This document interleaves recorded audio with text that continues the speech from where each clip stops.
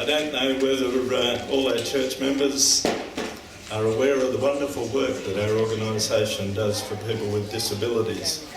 And this is getting ramped up now with new appointments at division level for responsibilities. And a little while ago I was introduced to Mark Davey. And Mark is the person... Mark, what is your official role? Just tell me that, please. I should have done some research. I wasn't expecting to be here talking this morning. It's not just me, right? There's a group of us. There's Lindy sitting over here, and there's Kimberley sitting down here, my daughter, and we have been working with Christian Services for the Blind and Hearing Impaired to try and do some work with deaf people from the church perspective, and also hard of hearing. Sorry, I shouldn't forget hard of hearing, but I don't want to say too much because Kimberley's going to explain it all in a little while. Thank you, Mark. So, folks, please make our guests welcome today, and let's look forward to what they're going to tell us. Thank you. Good morning. My name is Kimberley, and this morning I would want to talk about something that's very, very close to my heart. But firstly, I'd like to interview one of my friends.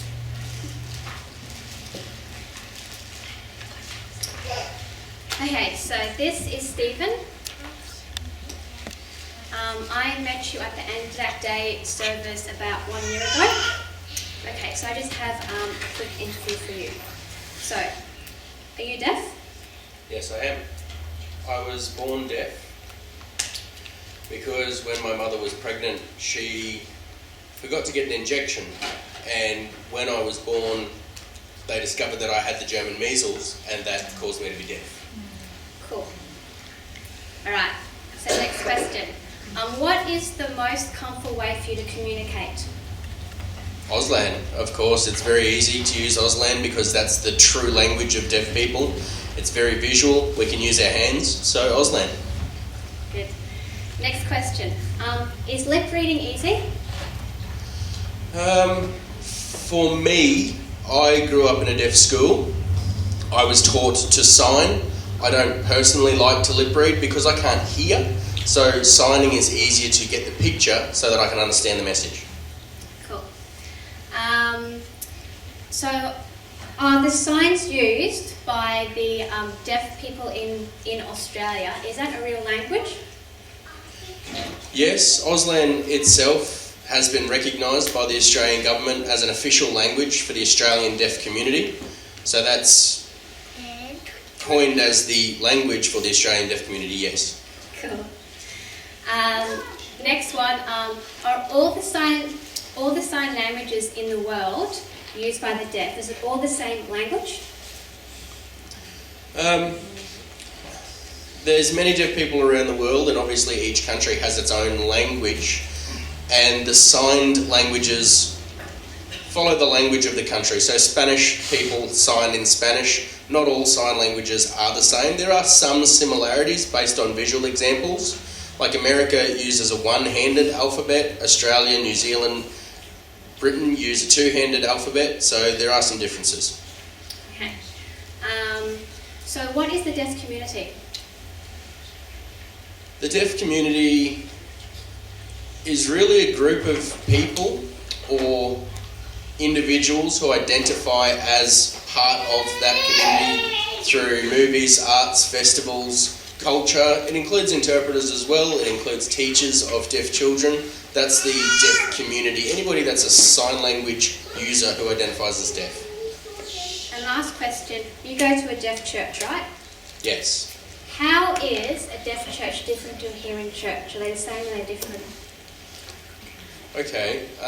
Deaf churches use a lot of visual things like projectors, PowerPoints, paper handouts for sermons, interpreters using Auslan. That's how deaf people can connect more with the church and the members in the church, because otherwise you're just going, not hearing anything, which means you're not understanding anything, and everybody's just talking around you, and it doesn't make any sense. So it's better to go to a deaf church where things are more clear. Okay, cool. Thank you. Anytime. This is our interpreter, Steve. So he's going to interpret for me this morning so I can focus on the talking side. Okay, so can we have our next slide, please, on the PowerPoint? Who goes to the big tent at Big Camp? Raise your hand. Okay. Does anyone remember seeing this person on the screen in the big tent on the stage? Yep. This is a sign language interpreter. Most of the time it is a paid interpreter. Or if there's no professional interpreter available because you're all booked up, sometimes I step in. The professional interpreter for Big Camp happened because of my church's experience about 5 years ago. Next slide, please. Back in 2012, Logan Reserve Church was planning 2 evangelism programs back to back. So first we had Pastor Jeff Jordan preaching, and then we had our own pastor, Pastor Neil, preach as well. The programs are back to back. And Pastor Jordan suggested that it would be a good idea maybe before our church pastor starts his program to advertise his program to the local community, because we might pick up other people who are interested and want to come. One day when the lady who was taking calls and making bookings received a phone call. The caller was speaking on behalf of a local deaf group from a local deaf church who saw the advertising and were interested to come, but they wanted to know if we would provide them with a sign language interpreter. And to be honest, our church had never ever thought before about making our church anyway accessible to the deaf in terms of sign language. So Lindy, one of our members, she volunteered to interpret for this deaf group. And over time we decided to go down the route of organising a professional interpreter, which to make our church services accessible to the deaf once or twice a month whenever they want to come. Since that year, 2012, lots of things have changed. People have come, people have gone, as you would expect. And I'm personally very thankful to have learnt to sign to communicate, and it's been a blessing for me. Now, one of the things that we've been doing over the last 2 years is to organise a national Seventh-day Adventist Deaf Camp. As my dad mentioned, we have the support of Christian Services for the Blind and Hearing Impaired, which is controlled, organised by the South Pacific Division and led by Lee Dunstan. So why have a deaf camp? We organise these camps so the deaf can meet, worship, fellowship together and socialise in a sign language environment. We also warmly welcome deaf and hard of hearing people who communicate by lip reading to the camp, because we want them to feel included as well, and that's important. Because we want the deaf camps to be a special occasion, we choose our guest speakers very carefully. This year, we've invited Pastor Jeff Jordan and his wife Melissa to be our guest speakers for this deaf camp in October. Pastor Jeff Jordan is the only full-time deaf pastor in the North America division, and he preaches in American Sign Language, and his wife voice interprets for him. So I have just a brief promotional video to show you about the camp that's coming up in October.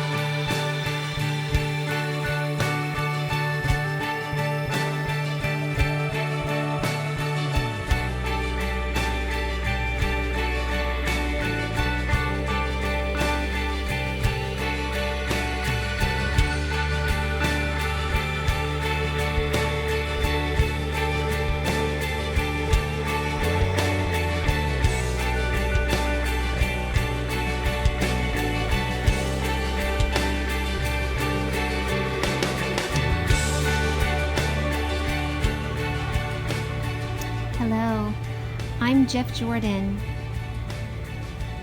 deaf pastor here in America.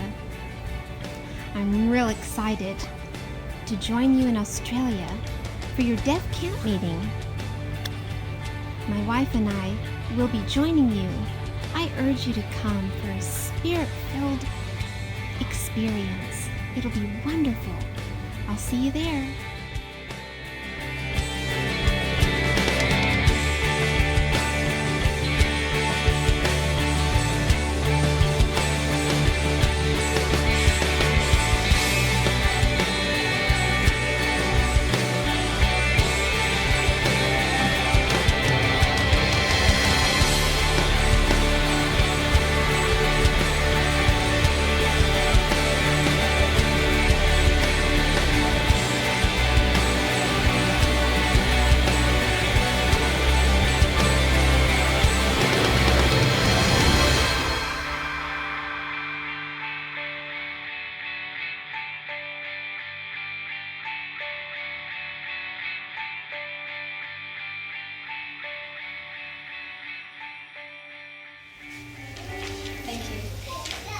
The location looks great, and a special thank you to David Hagen,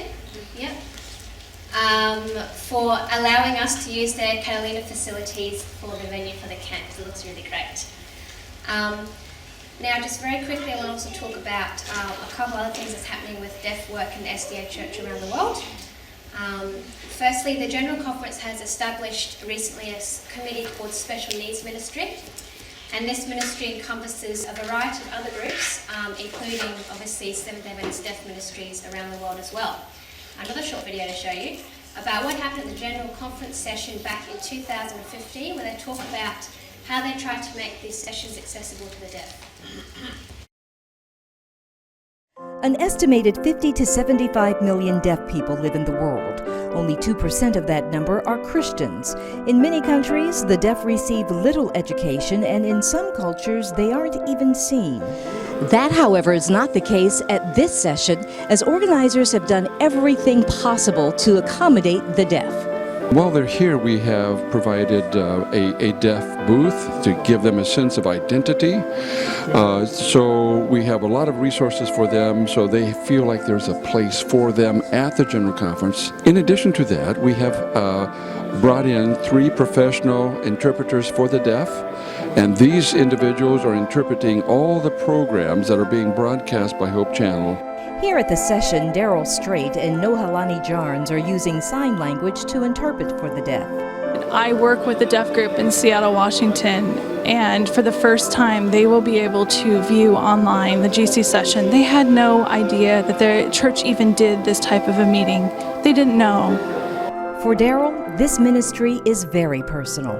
Many deaf people are born, they go to the church, and they think that they're the only deaf person that's an Adventist in the world.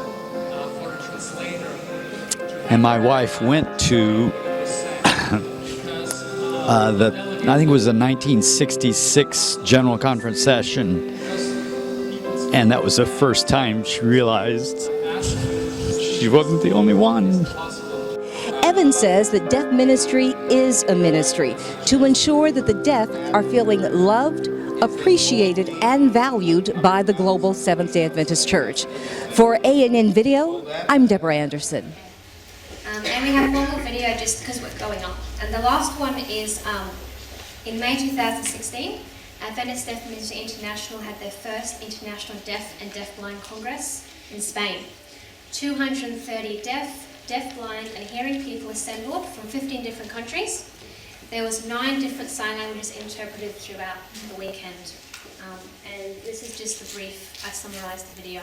The next Congress is meant to be held in 2019.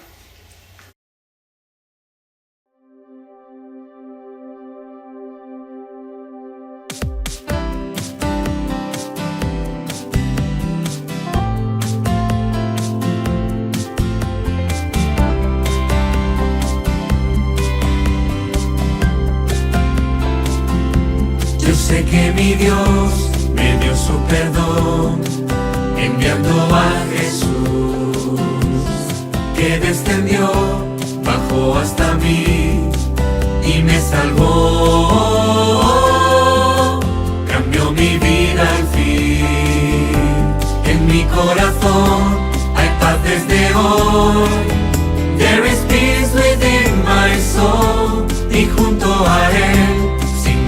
estoy. His love is everything to me. En mi corazón hay paz desde hoy. There is peace within my soul. Y junto a él, sin miedo estoy. His love is everything to me.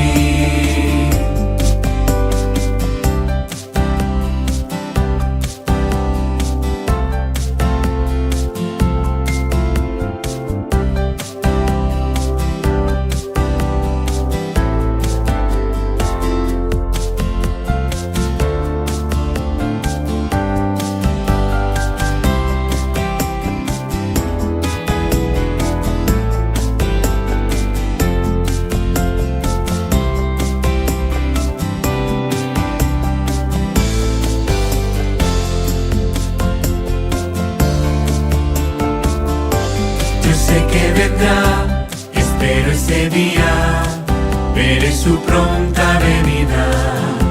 Jesús me dirá, te vine a buscar, y yo me iré con él por la eternidad. En mi corazón hay paz. So lastly, just to wrap up, to come back to Australia, the only other Seventh-day Adventist church in Australia that's trying to make their church accessible to the deaf is a church in Sydney. Can we go to the next slide, please?